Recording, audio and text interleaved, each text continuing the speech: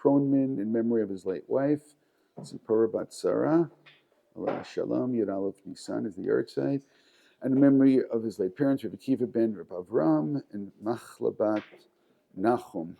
Okay, so they should all have a Ilui Nishmatam.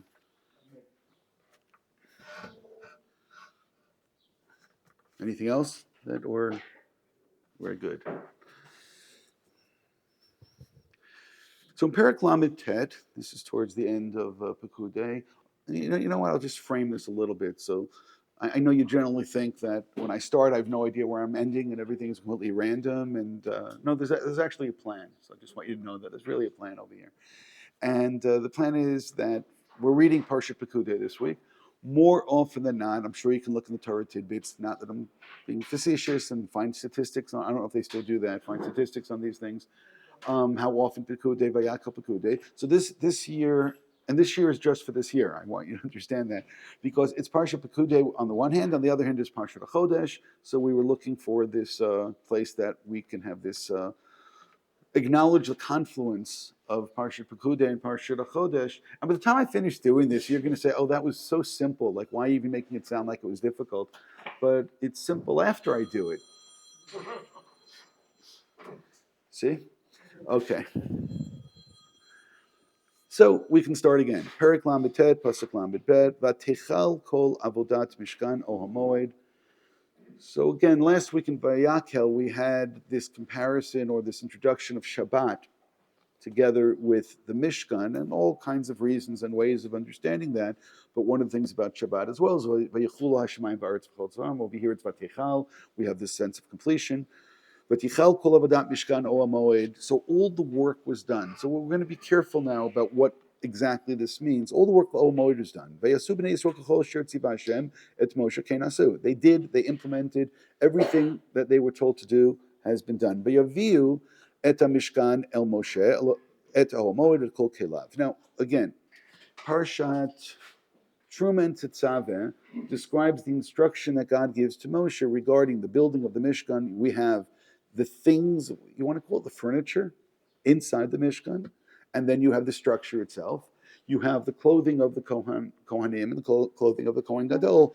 So this is saying is that the Mishkan is completed, the Kelim are completed, everything is completed, and it was done as they were instructed. Then again, in Pasuk Mem Gimel, Vayar Moshe et kol hamalacha v'nei asu oto kasher tziva Hashem ken asu vayavarech otam Moshe, which is a great pasuk, and I am sure that when rabbis have nothing else to talk about, then you talk about that pasuk. That's the one that you talk about. First of all, it's beautiful that Moshe gives the bracha. Secondly, what was the bracha? We can have a little bit of intrigue what the bracha was. We know what Rashi says. There's other possibilities. Could be Berkat Kohanim. So as I said, yeah, we could just talk about that if we wanted to, but that's only if you have nothing else to say. Then you talk about that, right? So let's continue.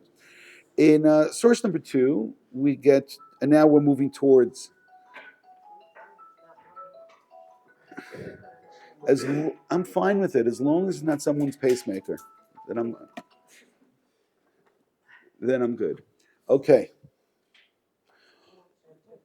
Perek Mem, Vaydaber Hashem al Moshe lemor b'yom hachodesh harishon b'echad lachodesh. So pay attention. Take out your calendars. Circle this on the calendar. On Biyom HaChodesh HaRishon, first month, Be'echad HaChodesh, first day, Takim Mishkan O HaMoed. The Mishkan then should be put together, become functional. So now, that means that everything we read in the previous chapter, and this was completed, and this was completed, and this was completed, all the things, again, the structure, and all of the Kelim, and all of the Begadim, and everything was completed. The Torah didn't tell us what date that was. All that we're told is that it was completed. And now we're told, let's get going. Let's put it. Let's get it functioning even more. Let's get it functioning. V'samta sham et aron ha'idut v'so. And again, we're going to put it all together. Pasuk Tet Zayin. We're skipping. Vayas Moshe k'chol asher tziva Hashem oto ken asa. Moshe then implemented everything that God told him to do, and now we're told that date. We get to that date. V'yihi b'chodesh harishon, on that first day. B'shana hashenit, in the second year. B'echad l'chodesh, Hukam HaMishkan. That date, of course, is Rosh Chodesh Nisan. That's going to be this coming Sunday. So on that date, the Mishkan is functional. Ve'kam Moshe et HaMishkan v'tinat anav, and everything is put inside, and so on and so forth. And then we get again on Pasuk Lamed Gimel, Vayechal Moshe et HaMalacha, and everything was completed. Now you realize at this point there's various levels of completion. There's level of completion of the particular item, there's particular completion of the entire structure, and then there's the particular completion of everything being put together, which is what we're up to. And maybe some of us don't realize that there's a little drama here. So we like drama because, building for most of us is boring, but we like drama. So the drama here is really, again, the next pasuk. If you look, you'll see what it is, but don't look yet. Don't look. We've had national trauma. The national trauma was that we leave Egypt. 3 months go by. 3 months go by. First 40 days. Sorry, other way around. 50 days we get to Sinai. Another 40 days Moshe goes up, Moshe comes down. 90 days approximately have gone. 3 months have gone by since we left Egypt. And what's happened now? And the Jews make a golden calf. So that is a kind of a mistake. I mean, that was not what they were saying. That was a theological faux pas, if you will, right? That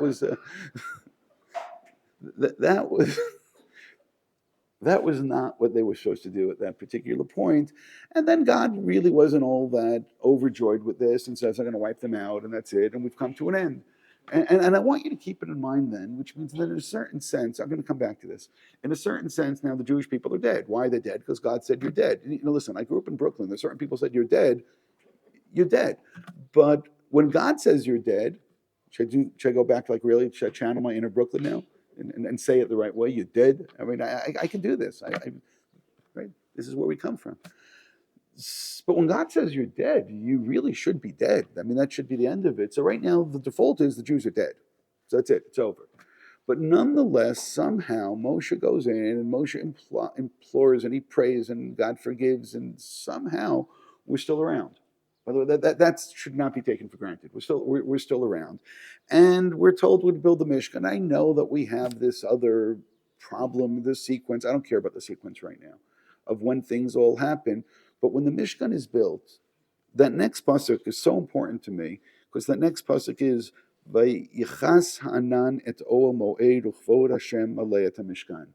That means that we did something and God responded. We did something and God's presence comes down, which means, should we say all this in English now? That it worked. It worked. It's like, you build this car, now you're going to push the button. Is it going to start? Yeah, it started. But this is not just starting. This is, everything is put together. So now you realize there was all the little details along the way, and each artisan, each particular thing, and now it's put all together and constructed all together, and now Moshe blesses it, and everything is there. God says, go. And they go, and it works. But the working of it is not just a technological, functional issue. It's a healing of the relationship between God and the Jewish people, whereby, yes, this presence of God has now come down, and therefore everybody in the camp at that moment should have taken a big sigh of relief. There should have been really a feeling of being overjoyed at this point. And I'm going to say it again, this is really an extraordinary day. And again, bottom line, it works. Healing, things are fixed. Tikkun, any word you want to use over here, use your favorite word. And that's where we are right now. And then the book kind of just finishes up and moves on. It's really funny. It moves on. Maybe that's something that we would have talked about next week if we had to share next week. But we don't. We can prepare the drasha for Shabbat HaGadol instead.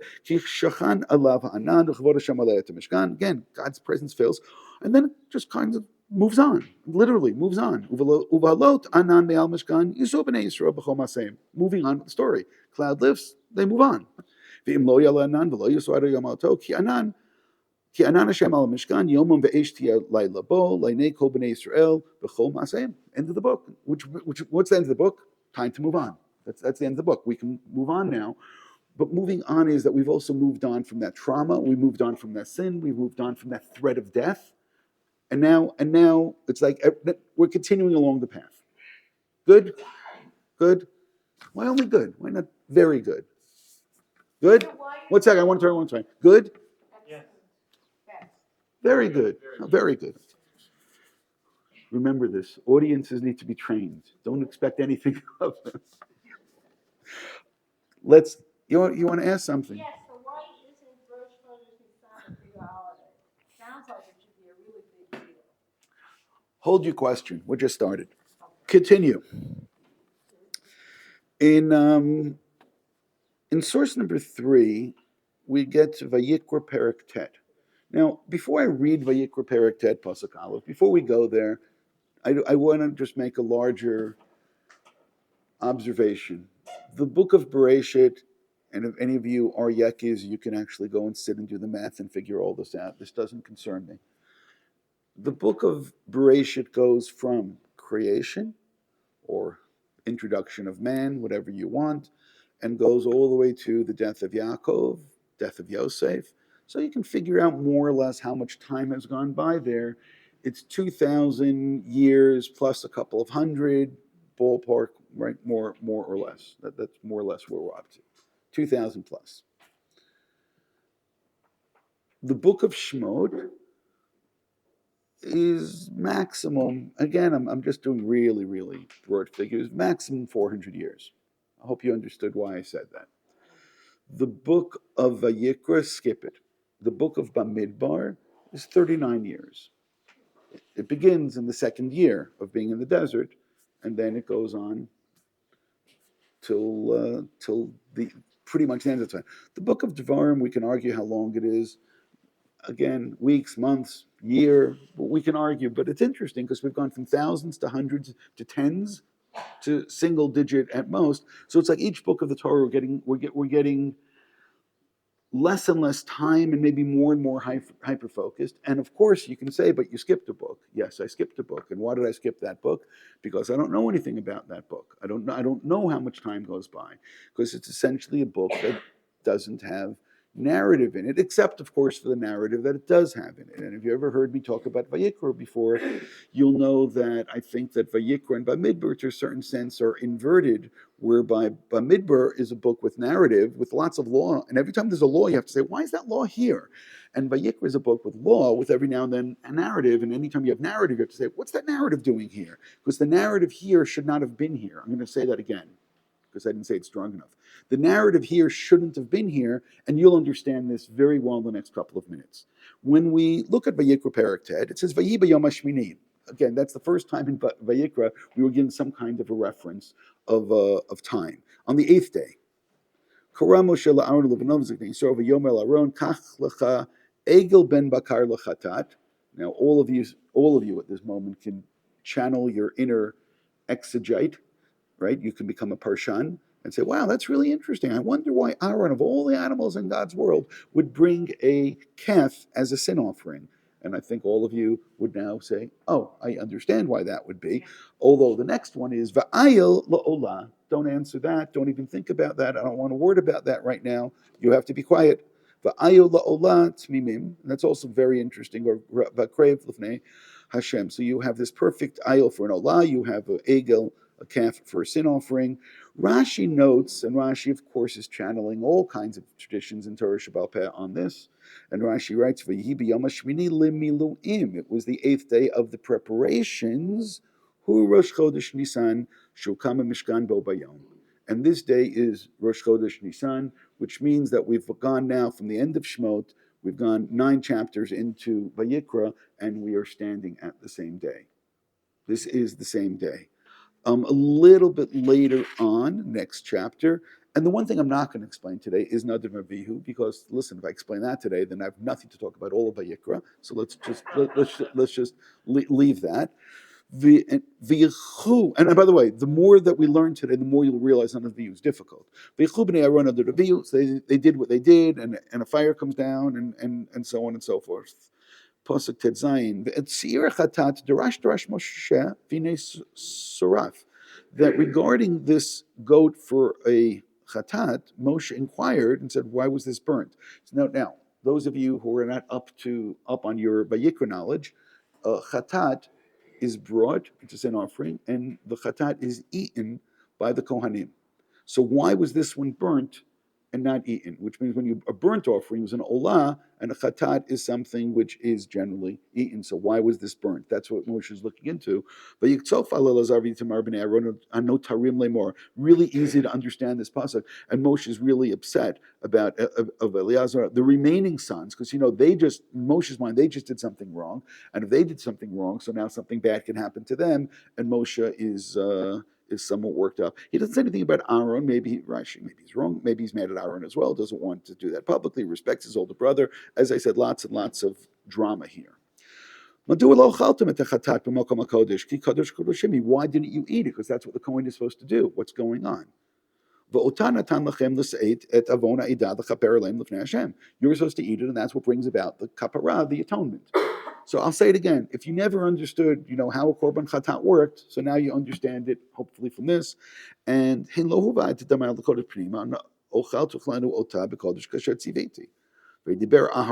el Moshe. Now Aaron speaks. Aaron was not the one who was questioned. Aaron responds, and he says, "Hin hayom hikrivu et chatatam ve'et olatam l'fnei Hashem, v'tikrena oti ke'ele."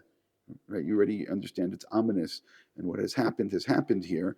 V'achalti chatat hayom hitav b'nei Hashem, and if I would eat this chatat, would God be happy?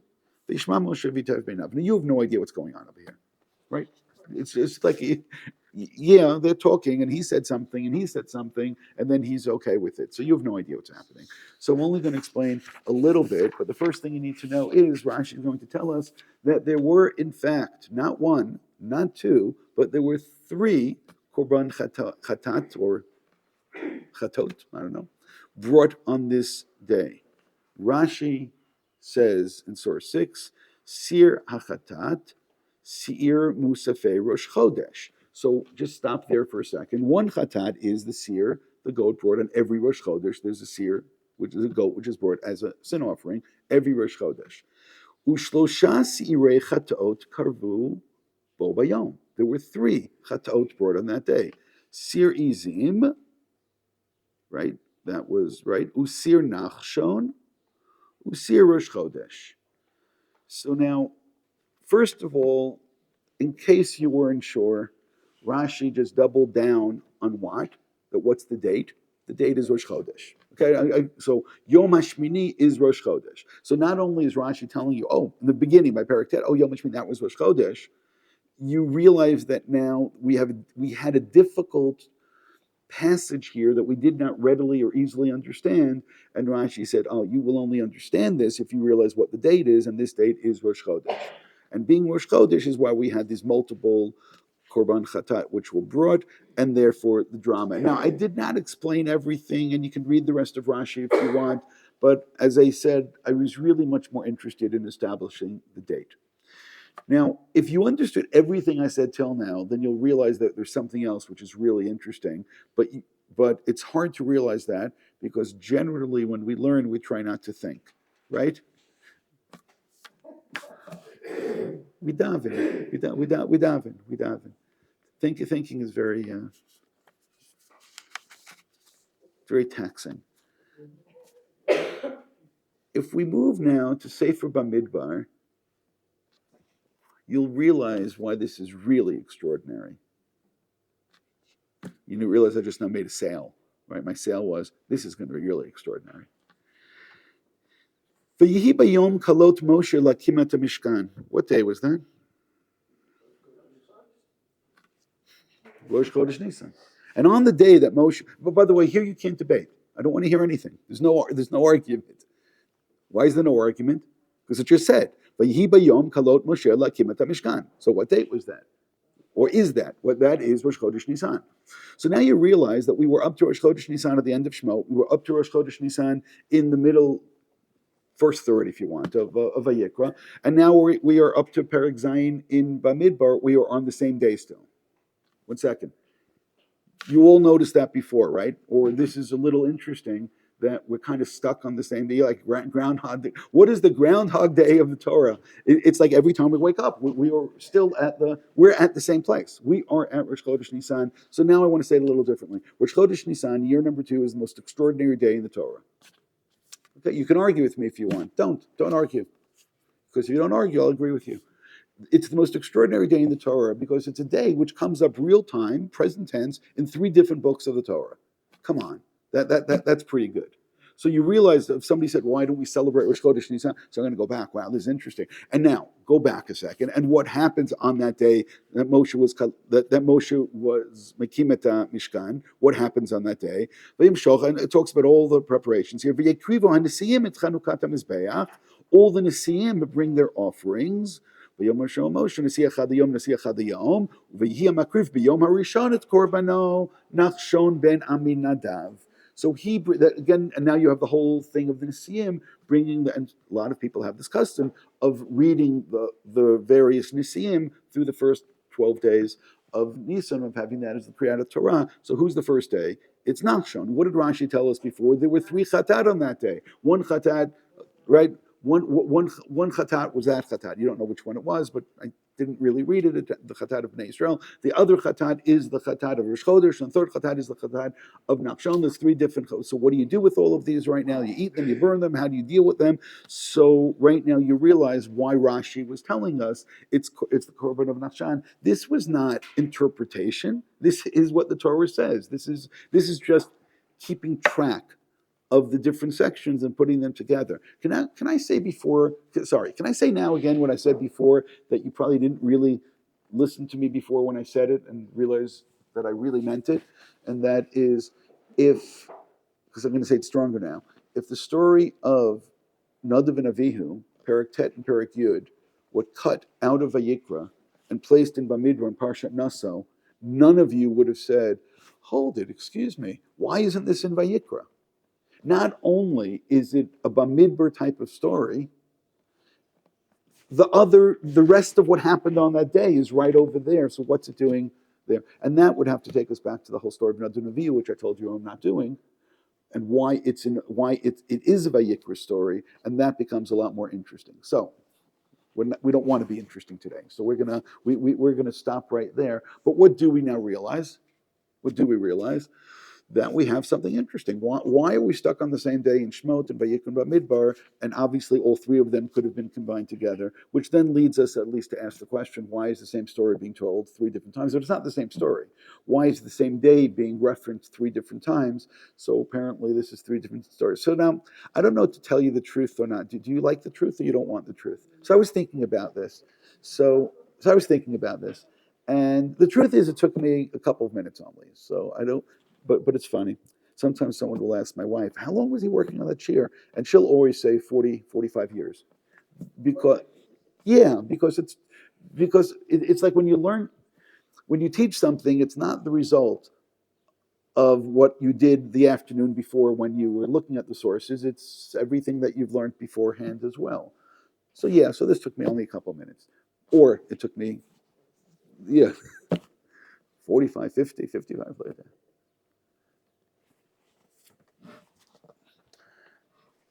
I think that Shemot is telling the story from the perspective of Moshe Rabbeinu. It's Moshe's story. Vayikra is telling the story from Aaron's perspective.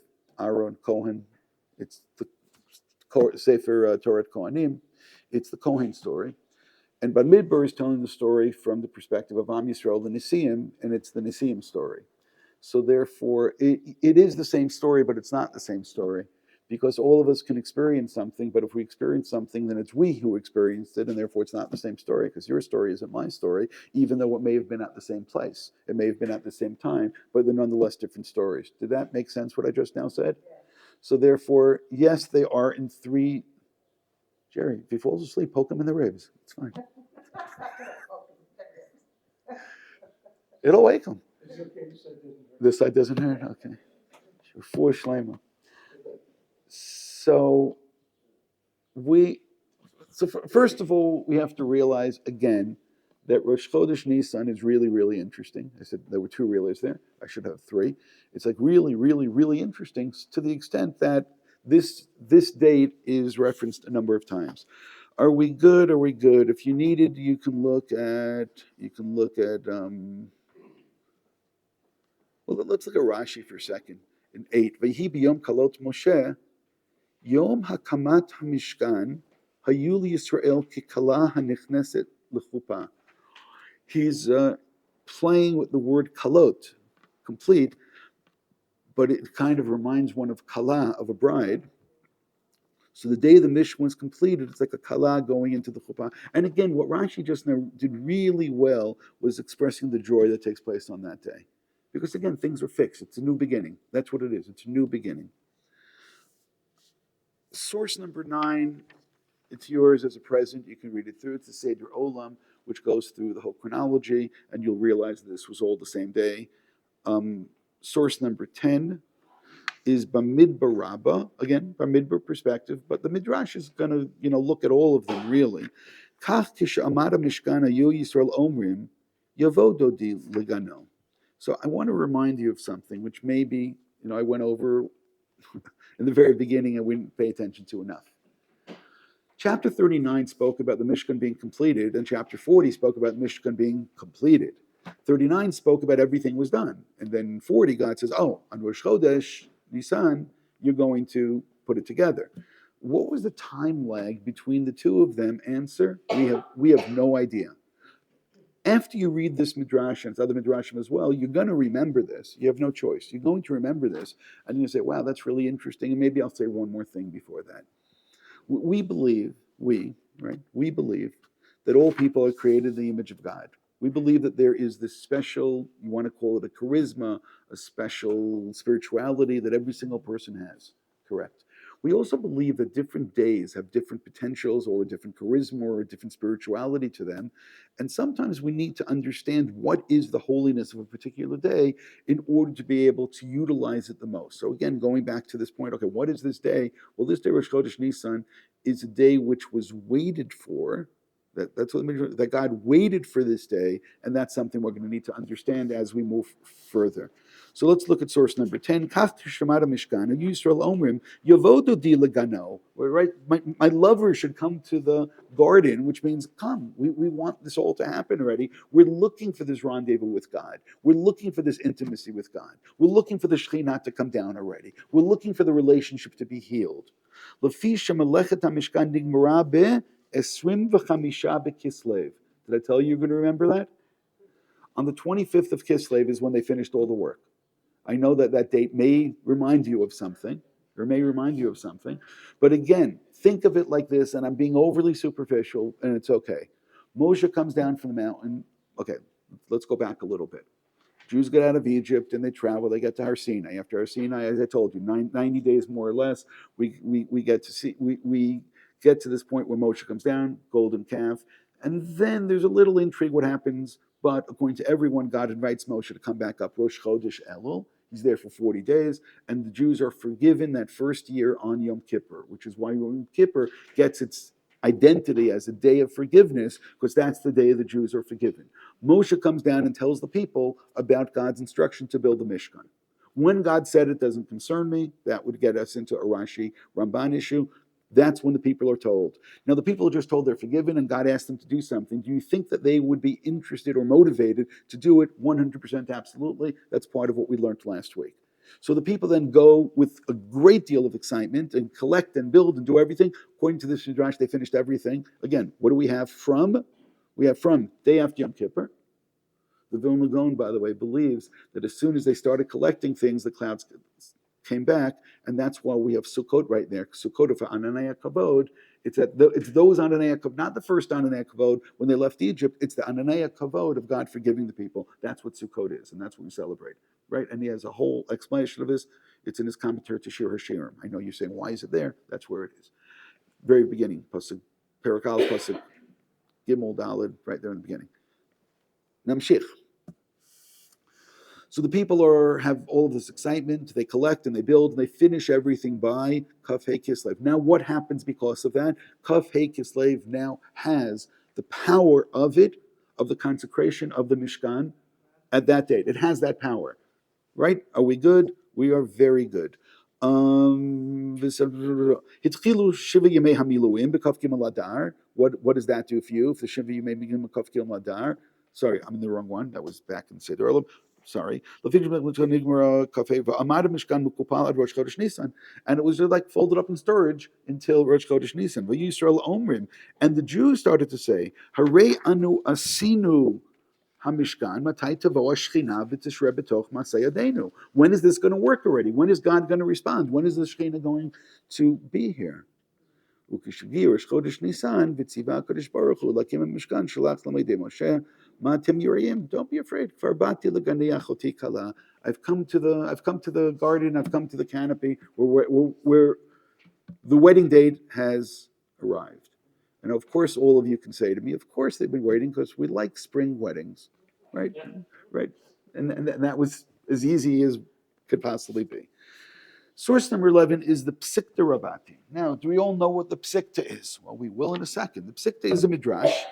So you have, let's say, the Mechilta, which is on Shmot, going in order. You have Midrash Rabbah, which Psikta is holiday midrashim. So if you look in the Psikta and you want to look about various holidays, that's where you look.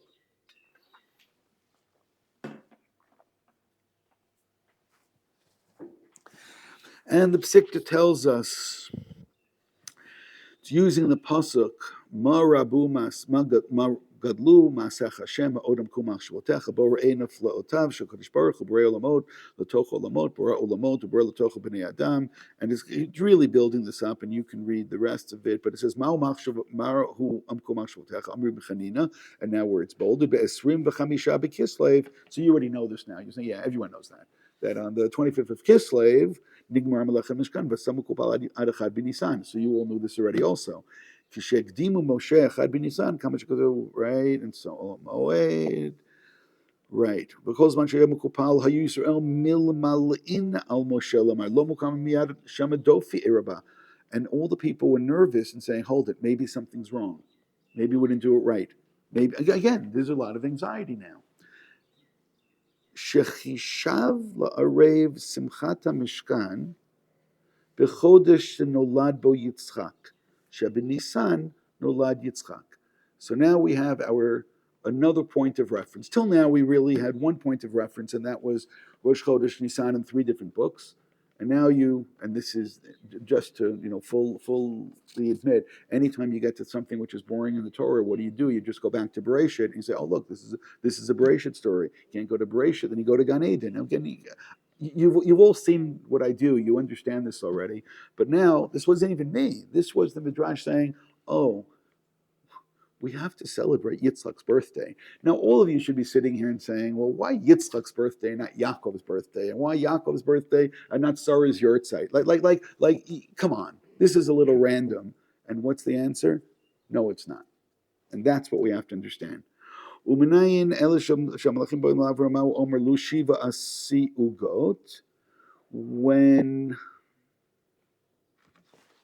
so I'm going to pause a second because I'm nice to you. I know you don't realize this all the time. And I want to make sure that you understand where we're going. And I'm just going to show you and tell you everything now. And then everything from this point forward will just be bringing evidence to the point. So I said a second ago that we like spring weddings. What exactly is spring? Well, spring is beautiful, which is why nobody should be here today. You guys should be out enjoying nature. You should be looking at the flowers, listening. You hear the birds, right? Listening, right? You should be listening to the birds. You should be enjoying the rites of spring, which, by the way, is the title today, Rites of Spring. And there's nothing pagan about our rites of spring.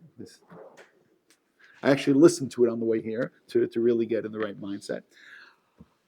So the spring is about something else, because I want to be a little bit more theological.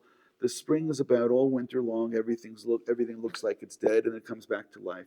Let me start all over again. I used the word before. I said the Jews is as if they're dead because God says they're dead. And so, okay, let's wait for Chodesh Nisan. Let's wait for the springtime, because the springtime things come back to life.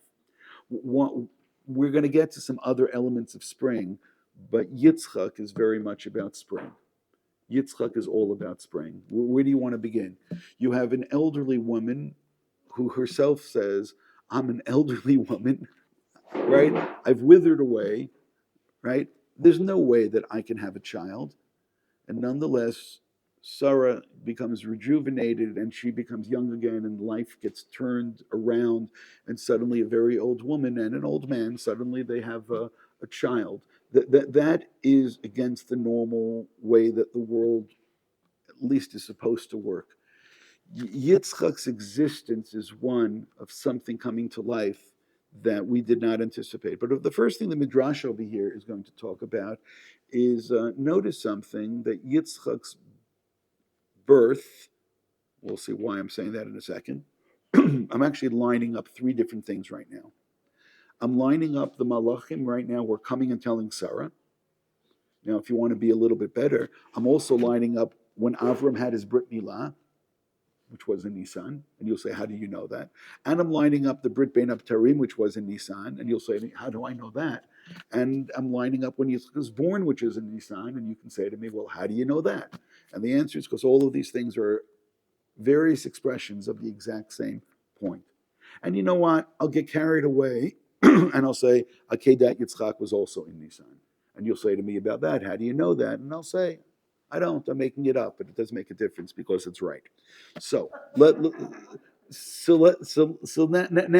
we have to focus a little bit more. You see why I was so nice to you? Because otherwise I would have dropped each one of those things on you, and you say, "What are you talking about?" Go backwards to the Brit Bein Abtarim. God tells Abraham that your descendants will be enslaved for 400 years, right? So when are they going to get out? In 400 years. God's word is absolute. So therefore, I would assume that it was 400 years to the day. 400 years, right? It's God's word. So therefore, when do they get out? They get out 400 years to the day that God says this, correct?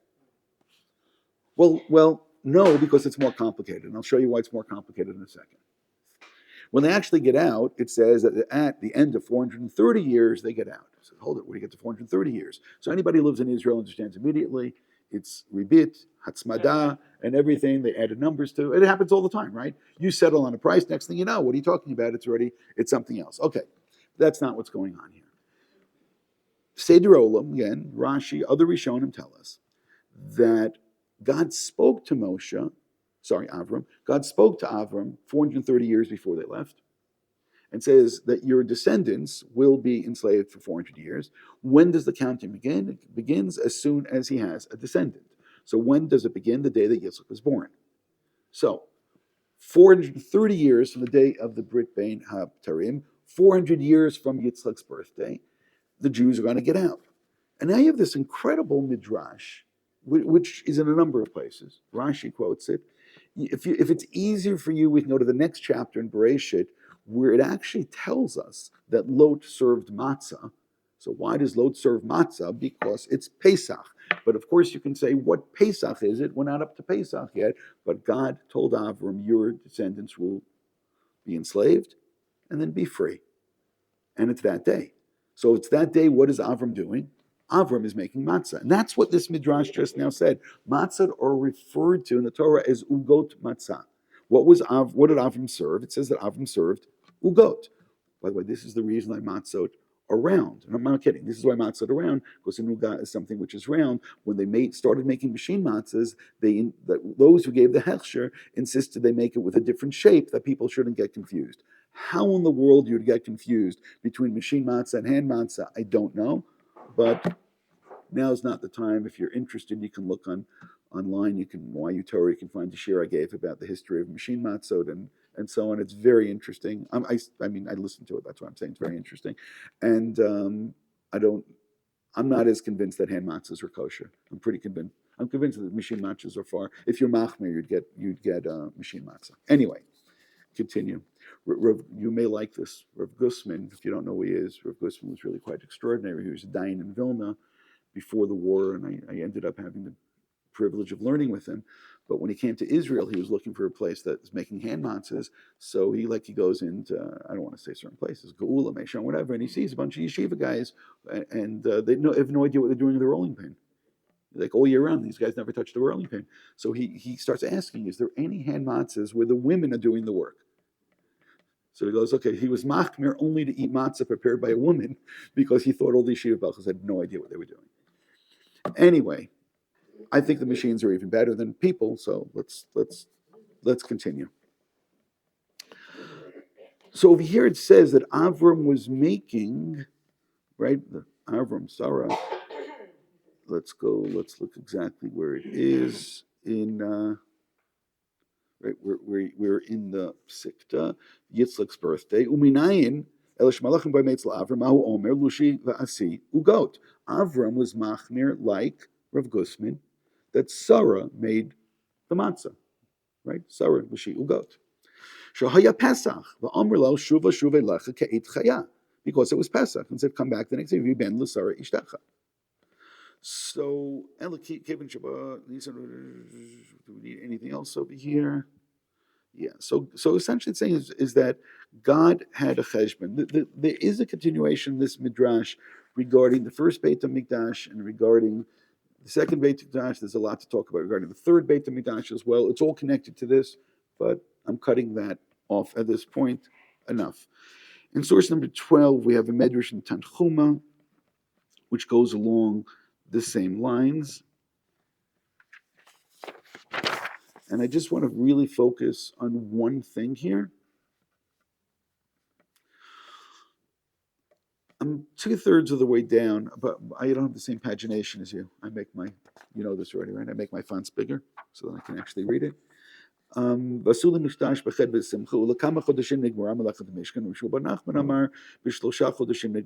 took 3 months, by the way, which is interesting. 3 months, they get to, you have the 3 months leaving Egypt, and now you have the 3 months over here. Melechet HaMishkan Tishrei Machashon Kislev, Vayemunach Uvrak Tevet Ushvat VaAdar. And so on. So again, you now already understand it's the same thing. At the end, we have the same thing quoted, that God is waiting for the birthday of Yitzchak.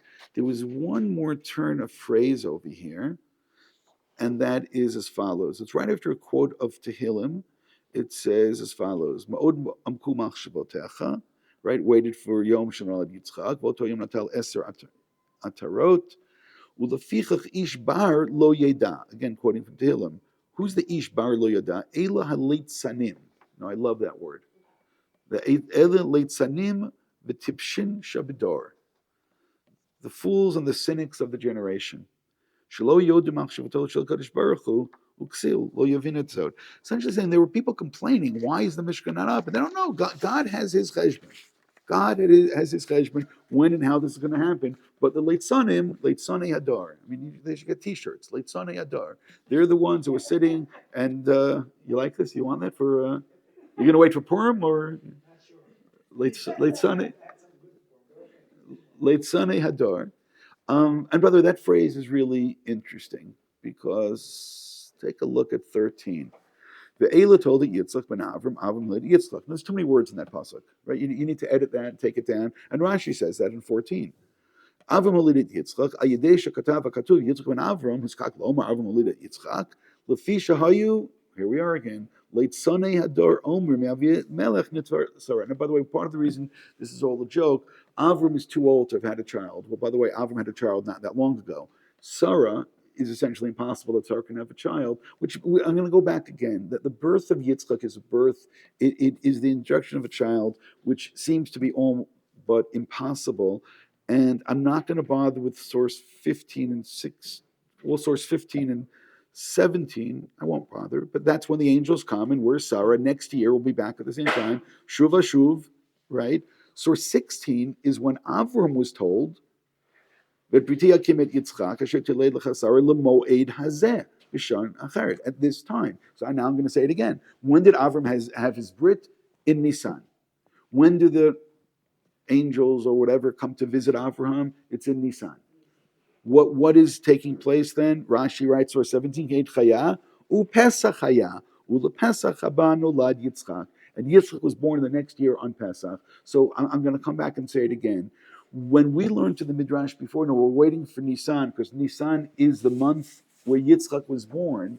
It's not just we want to give Yitzchak a birthday present because we like Yitzchak. There's something a little deeper going on over here, and that's this thematic issue about the nature of the month of Nisan.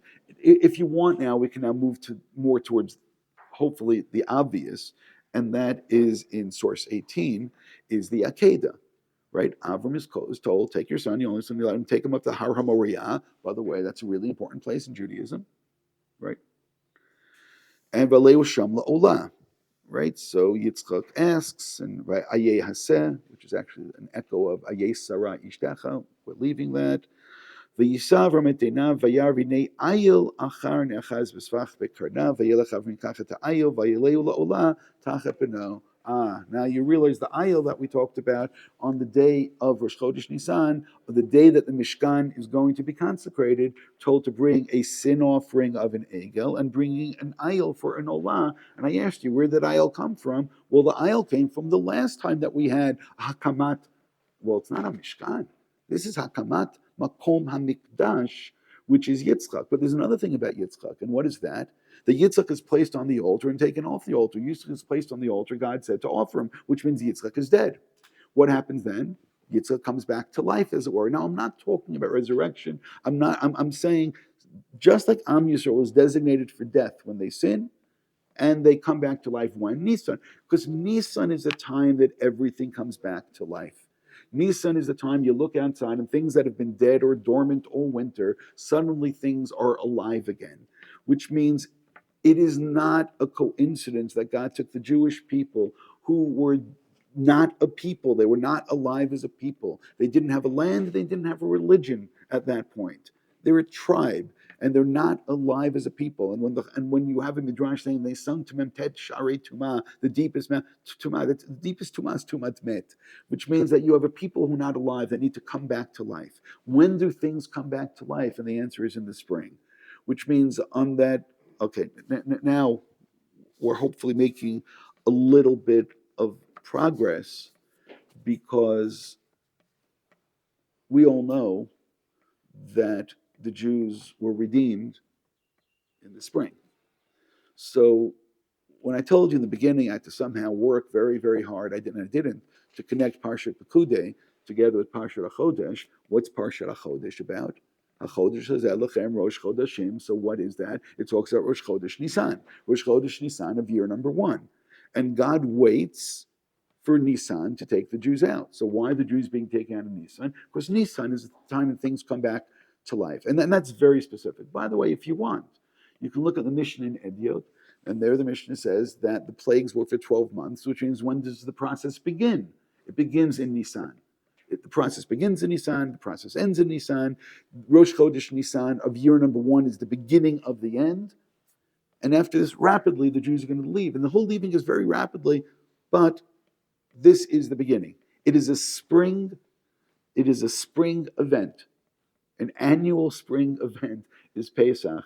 And therefore, the first year the Jews come back to life as a people, and that's leaving Egypt. And then the second year the Jews come back to life after having sinned and been designated for death. And God says, let's wait for the birthday of Yitzchak, because what's Yitzchak about? Yitzchak is about something, a child who's born of a mother who comes back to life, of a father who comes back to life. He himself is somebody who comes back to life.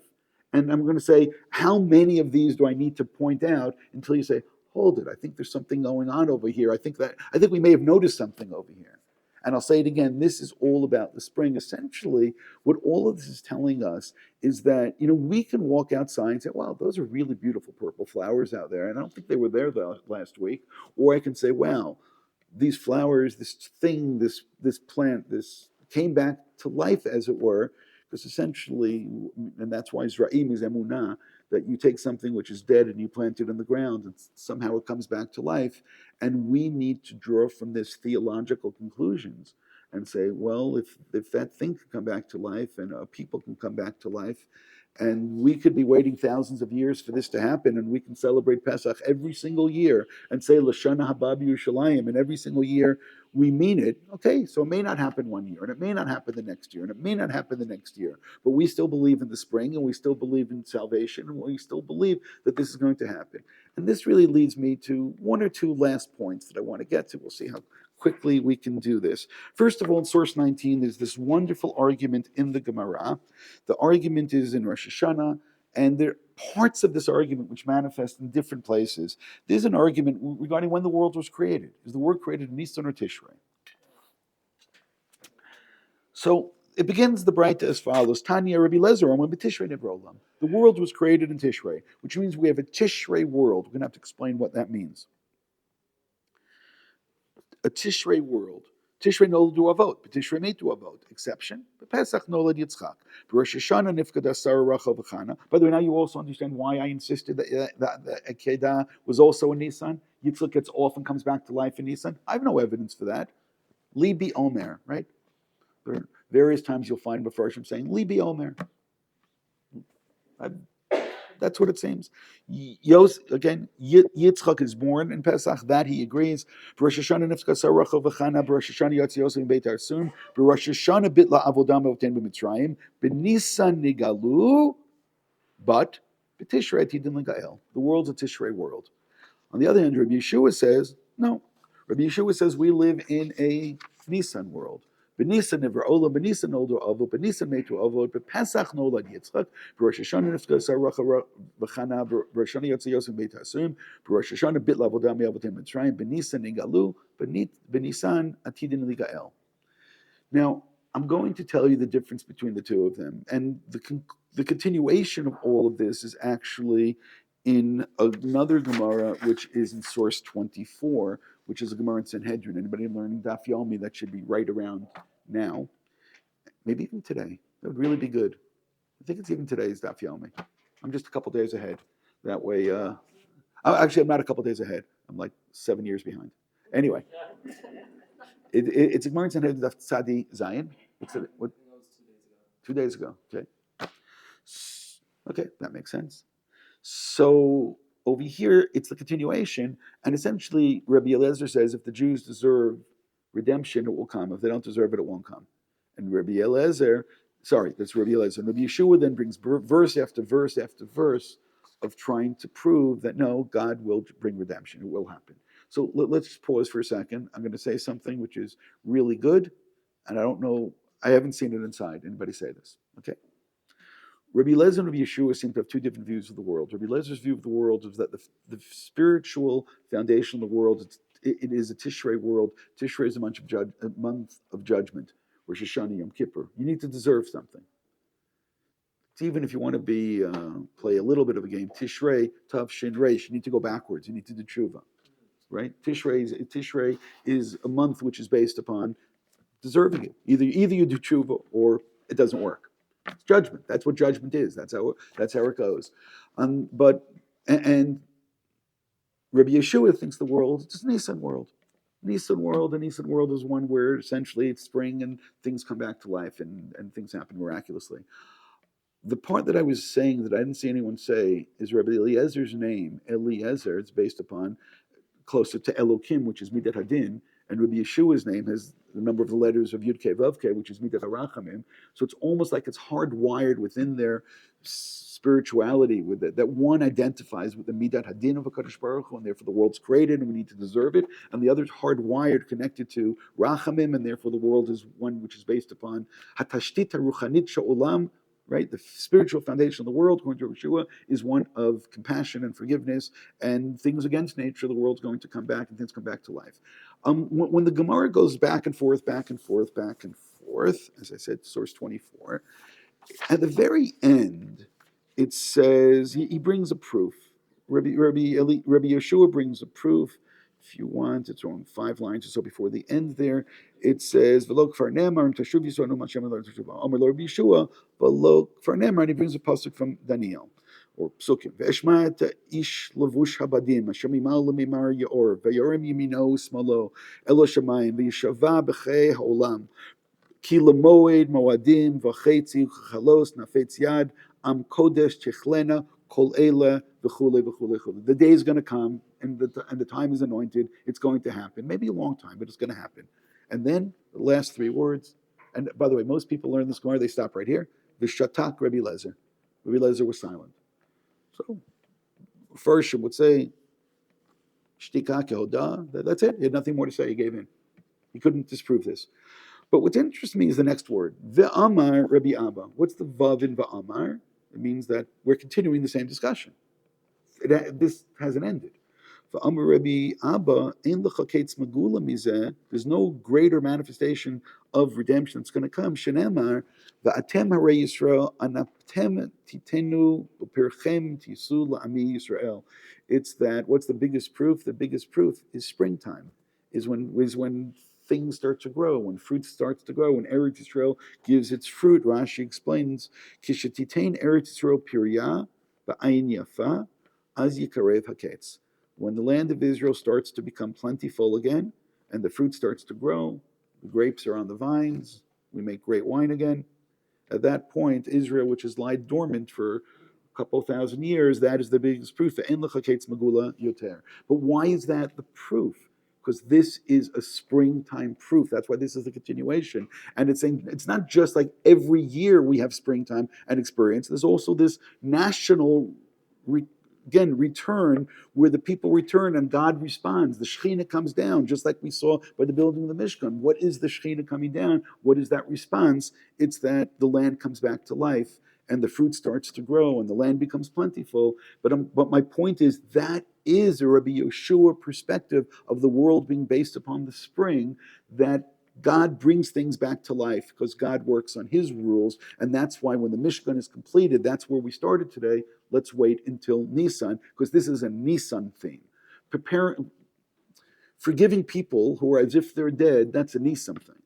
Yitzchak's birthday and Yitzchak's birth and Yitziat Mitzrayim, again, all those things align together now. Anakedat Yitzchak and Sarah giving birth. All of this is all connected to this theme of the spring, this theme of things coming back to life. And I want to go one step further, and we're going to stop. Maspik Kamarnu. The Torah in source 26 will point out, I'm not going to read the whole thing, he's talking about Chol HaMoed. So theoretically, Shabbat Chol HaMoed should be the same on Pesach and Sukkot. And we have the same Kriyah. The Kriyah is about being close to God, we'll put it like that. But we have two different Haftarot.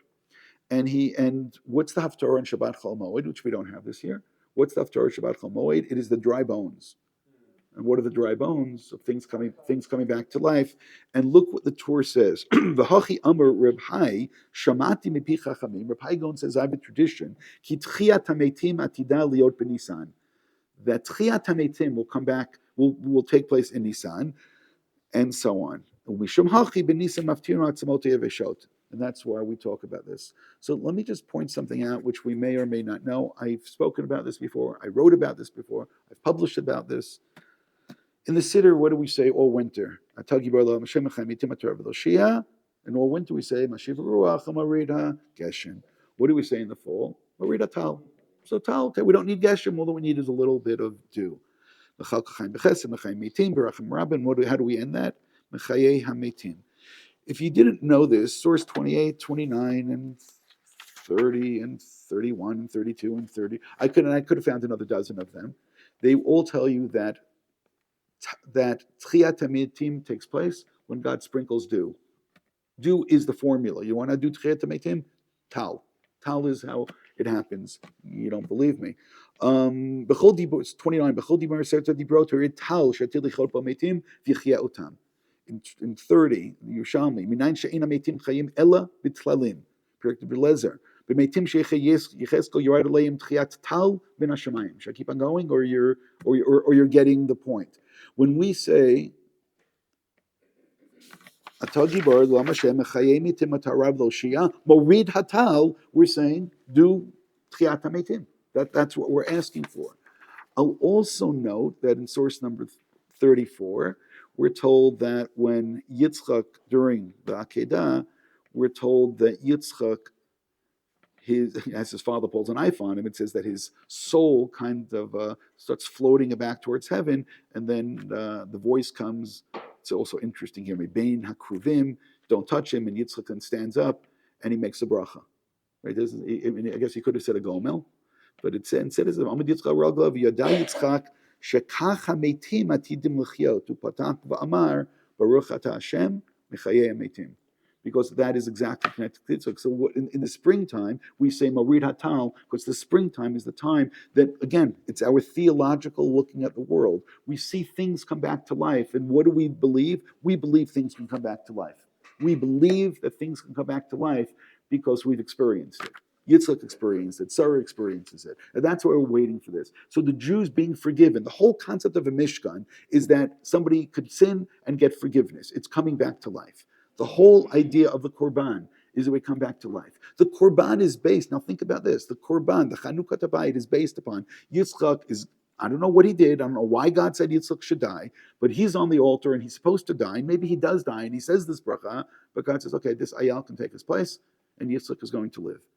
Which means the idea of a Mishkan is to bring about forgiveness, to bring about closeness with God. And again, I'm going to say, and this is a springtime theme. So do we need to go back to the beginning? The Jews leave Egypt, they came back to life. God waited for the springtime. We mess up. How are we going to fix this up? You'll make a Mishkan, but we're going to wait for the springtime. Why are we waiting for the springtime? Because it's the birth of Yitzchak. But the birth of Yitzchak is connected to Yetziat Mitzrayim as well, because that's the whole time frame. It's from the birth of Yitzchak. The Brit Bein HaBetarim was in the springtime. Yitzchak was born in the springtime, on Pesach. The Jews leave Egypt in the springtime. Akedah Yitzchak, I think, was on springtime. And I said, Libi Omer, I think was the springtime. The Mishkan, God says, wait for the spring, because this is an idea of the spring. And then realize this is the way our world works. This is Rabbi Yeshua.